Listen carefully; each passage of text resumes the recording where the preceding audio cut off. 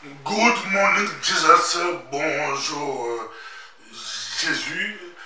Tous à la minute, tous là, les amicaux du pasteur Bobo. J'aurais bien voulu peut-être parler en français, ou en anglais, ou en chinois, ou en arabe, ou en japonais, mais peut-être je parlerai en lingala, la sorcellerie dans l'église. La sorcellerie dans l'église, surtout à la poto.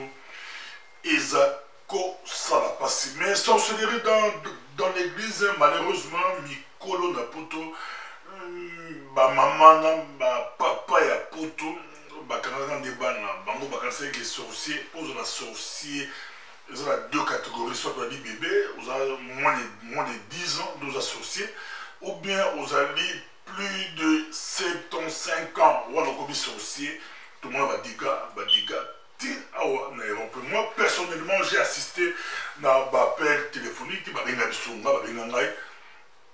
je me rappelle mon d'Allemagne, moi aussi Ndoki, moi aussi Ndoki, c'est du tout, moi Ndoki, avant d'Allemagne, à Kinshasa, j'ai assisté aussi dans les jeunes prédicateurs. Les jeunes prédicateurs, j'ai assisté à la délivrance à moi.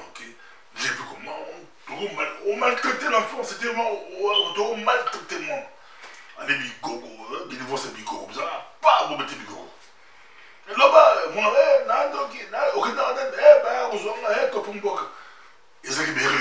ça c'est une erreur. Il y a jeunesse et à foi. On pensait que.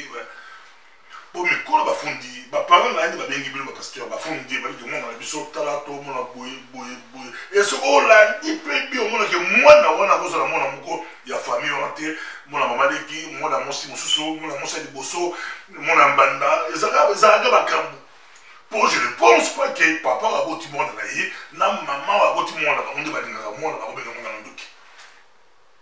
mais pourquoi manipuler l'église? Pourquoi manipuler la sécurité de Dieu? Beaucoup de serviteurs de Dieu manquent de maturité spirituelle, beaucoup de la paix. Dans l'Allemagne, j'ai assisté, moi, c'est à ça qu'on a dit. Je dis, il n'y a pas autre chose. Moi, je suis couple Mogo, c'est moi, moi, papa. C'est moi, la fille avait 14 ans, 14-15 ans. Pour délivrer moi dans la santé. Délivrance présent. Mais je me rends compte aujourd'hui que je suis bébé. À haute Afrique, c'est comme il y a autre Afrique, la poteau, la noga, mon si à poteau, la libala, à quoi n'a parlé. Moi, dans la commune de grand chor, il va pasteur, Bobby de Brouillard, moi, et pas colos, et pas colamé aux bourgeois, de ma grande population. Moi, mon si, ah, papa, mon frère, ça va être un peu battu, papa, mon libino. Mon talent de bilbo, hein, pour confirmer sorcellerie à mon abattu. Est-ce que vous avez la sorcellerie, ben, la ministre? Kindokimètre, de bleu pour mesurer un pasteur, kindokimètre, en haut, au puis au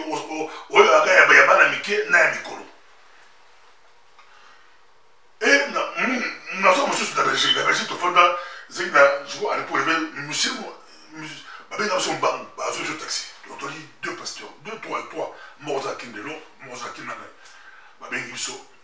vous avez appelé, c'est une femme,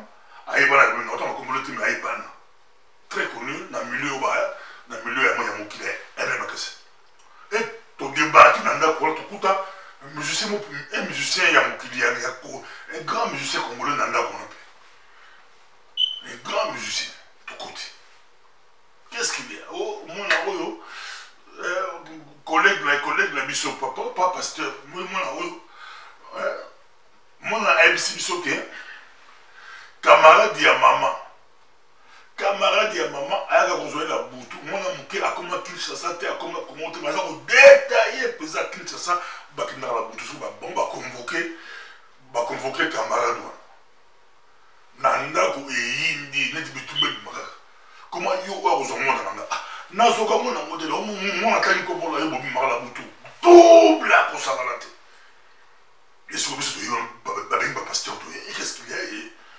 Un grand musicien, un grand musicien congolais, il était là. Discussion là, faut tout calmer, bango, tout calmer, tout prier pour la bango. Nalobi, kindo, kinakate l'église, ce n'est pas au Bolugorabana, mais Kena Mikolo. Kindo donc na kati église ali ba comportement ya bato yo na okoti na kati église yo maman o na kati église voilà na kati église ozala makambo misa tout l'église ya on est nous quitter okoti na kati église ozala ok ko suit na kati église ozala donc yo commerce na kati église commerce na kati église version na koto oyo ça bête film yo bien ba pasteur ba interpréter ba chaque dimanche ozolanda bato banyo et mosusu baswana dimanche na église mpona bruxelles bato baswana dimanche mpona mbongo koriste moko adefaka futaka te sikoyo ndoki eza nani moto adefaka futaka te to moto oyo alandi mbongo dimanche na église ndoki aza nani mobulu akosangana te boye kosambela jésus a dit ma maison sera appelée une maison de prière bili kosala yango maison ya commerce ya koteka eza pasi omona mama diacolès azala café na ye azala restaurant na ye azoloba papa nga natekaka nyonso nga natekaka so olingi biere pesi yo olingi ya kolia na kopesa yo olingi baoteste na nga nakotekela yo soki mpo baye baoteste na nga olingi ngai moko nakomiteka na église à diaconesse kindoki nde yango wana et jésus a dit aucun sorcier akokota na bokonzi na nzambe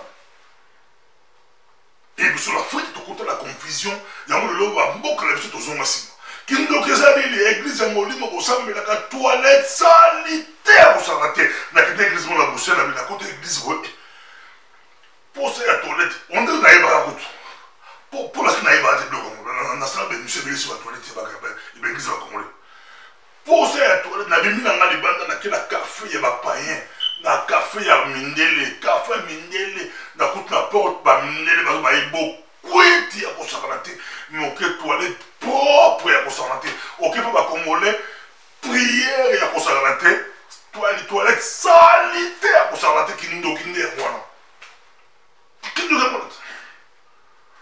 pasteur oza moto ya mabe zwa ta mamango église wana yebisaki chaque dimanche yo job na yo namena baye bongosala ta toilette tokofuta binge ta na français baka madame pipi en Angleterre na États-Unis je ne sais pas biso madame pipi moi c'est moi aza wana abongosalaka toilette botiaka mo pasteur kolandela ba 1 euro wana te oyo bapesa offrande de l'église te eza ye abongisi toilette comme ça toilette ezala propre me semble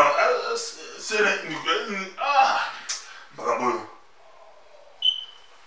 faut cause ya saint na molimo santo molimo ya saint na kati ya nzoto mpe saint c'est ça mais l'église na biso ya mawa donc so obelisi mon église na soli oyebisi papa kokende toilette namona mosusu bakendaka toilette na awa na église na toilette na okumbi nini na oyo ya toilette okumbi yango l'église moko namona oke église po bazanga toilette pendant une semaine badala mikolo eza soni c'est ça la sorcellerie kobanga nzambe te komélanger olingi oadore nzambe okomi adore mbongo ozo adore mokili ozo koadore bato ya mokili yango ndeki la sorcellerie c'est quoi omona bandimi ya bacongolais ya baafricain azwi nzembo ya nzambe akomokumisa yango moto azokumisa yango bato nzembo ya nzambe baadorwaka nzambe omona mama papa basambelaka nzambe bali koadore bato na nzambe wana pasteur bobo yo oleki nzambe naleki nanga nzambe te lokumu na nkembo ya nzambe ezonga mpa na nzambe apôtre paul alela paso na bina balo beza ngai te gloire ya nzambe ezonga mpa na nzambe yango nde kindoki botika bana mike botika mikolo kindoki nde yango wana bamélange na nzambe te